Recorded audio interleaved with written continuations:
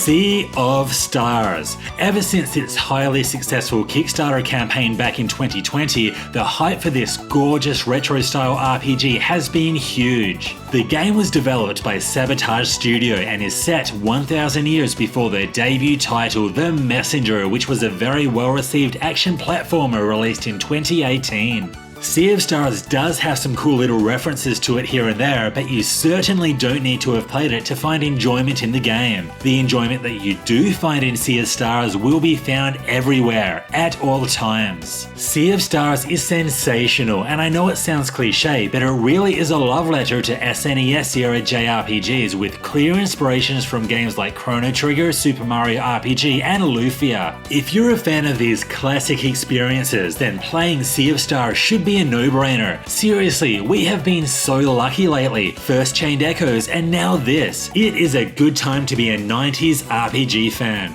Before we get into the review, if you liked this video, it would help me out a lot if you hit that like button and subbed for more RPG content coming soon. And hit that super thanks if you'd like to support the channel. I'd also like to thank the publishers for the review code, and all footage that you see is taken from the PS5 version of the game. Alright, let's get into it.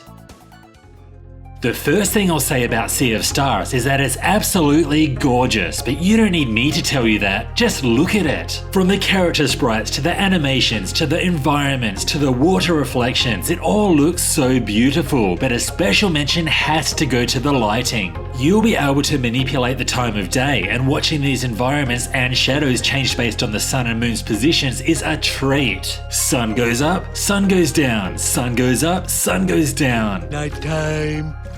Daytime! Nighttime!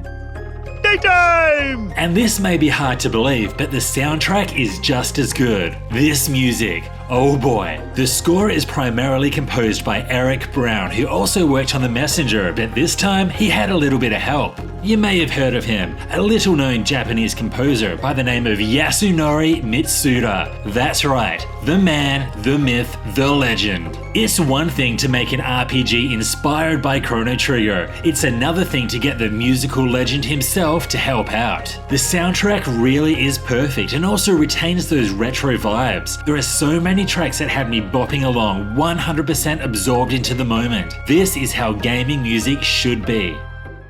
Sea of Stars centers around Zale and Valir, two children of the solstice who have the ability to harness the powers of the sun and the moon. They've been training together all their lives to become fully fledged solstice warriors and fight against the evil alchemists, the Fleshmancer, and the powerful dwellers that plague the planet. These two protagonists will eventually team up with others and travel around the world to save it from its impending doom. The story here is one of the strongest parts of Sea of Stars, and it really feels like the kind of journey I used to go on in my favourite retro RPGs of the past. The writing is brilliant, and I was always so engaged with what was going on, with the next big dose of plot progression only a dungeon away. Now, Valir and Zale may be the main characters, but their childhood friend Garl is the real MVP. Every time he had a moment, I just wanted to jump into the screen and give the guy a hug. Nothing against my real best friend, hi Rob if you're watching, but Garl would make the ultimate best buddy.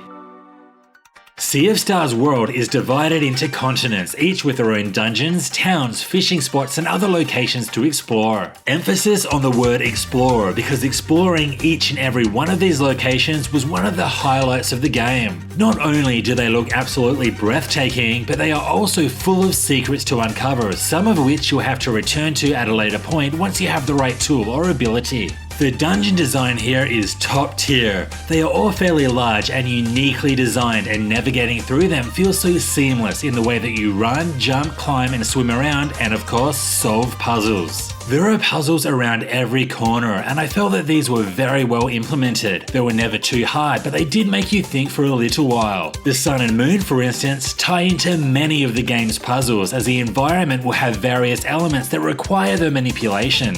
While hunting high and low and trying trying to find all of the hidden chests was great fun, there were a load of other optional activities to take on, and this further absorbed me into the world of Sea of Stars. We'll start with a load of collectibles. Rainbow conches, for instance, can be exchanged for unique items, while musical sheets provide more tracks for your pirates to play when on stage. Quiz sheets will provide more questions for the quiz minigame, and artifacts can be taken to Tix to teach you more about the lore of the world. There's also a basic town building side quest and 2 major minigames which stole quite a bit of my time. First is fishing. Whenever I found a new fishing spot, I would immediately rush there to see what new fish were there to catch. This would be one of the better fishing games out there, but to be honest, after Breath of Fire 4, every other fishing minigame pales in comparison. Then there's Wheels, a completely unique 1 vs 1 strategy game that requires a perfect balance of luck and skill. Point is, there's a lot of optional content to sink your teeth into, and I loved every bit of it.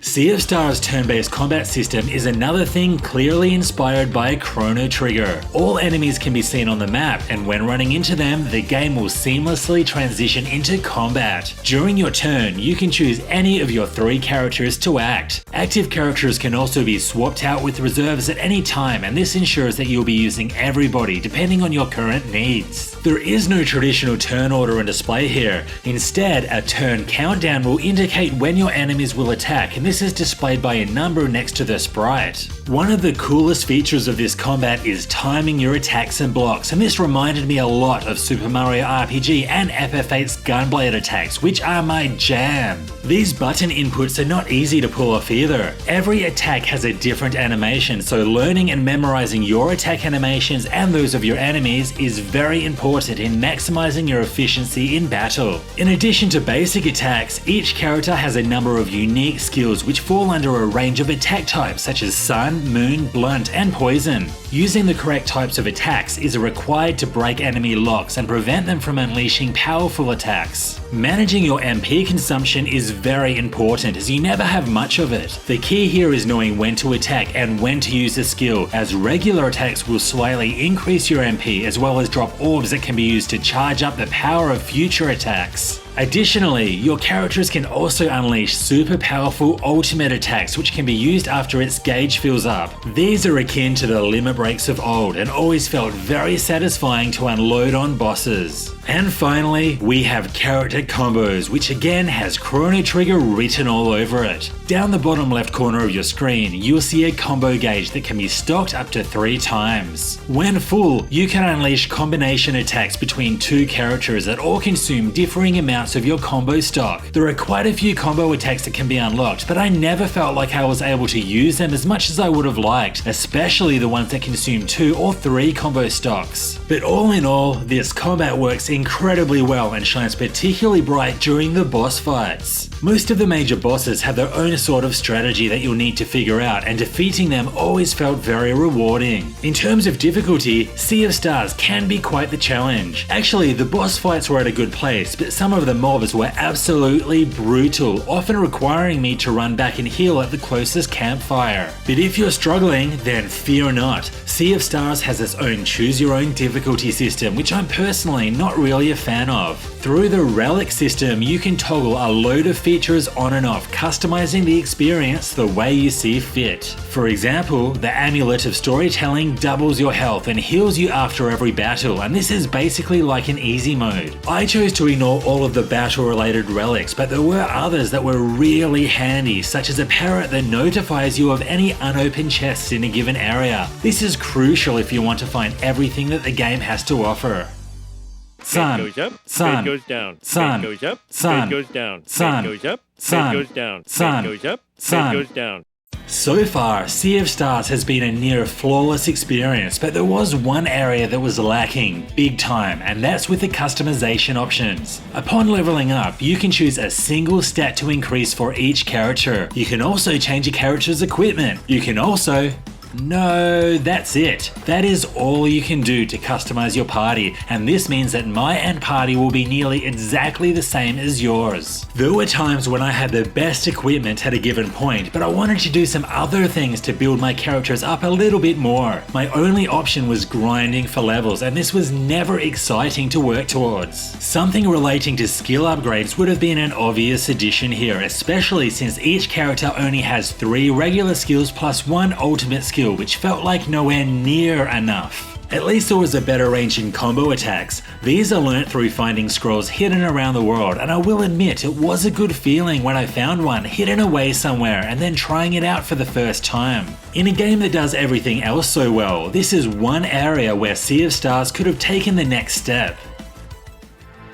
If looking at all this eye candy and listening to me praise the game for the past 10 minutes isn't enough to make you want to play Sea of Stars, then I don't know what will. Well, actually, if you need further convincing, you could always try the demo. Or you could just skip that step and jump right in, because Sea of Stars will not let you down.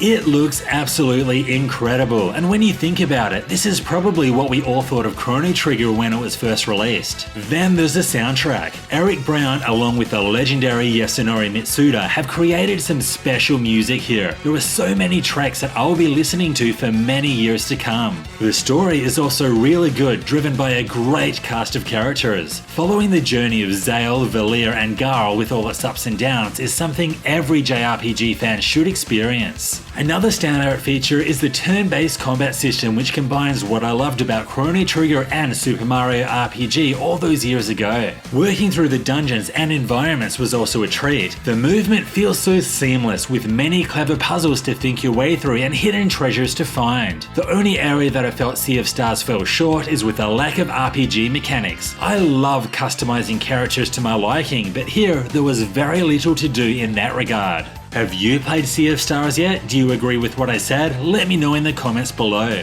This was Hellfire RPGs, thanks for watching. If you liked this video, hit that like button and sub for more RPG content coming soon. Also, if you want to support the channel, you could hit that super thanks button. See you next time.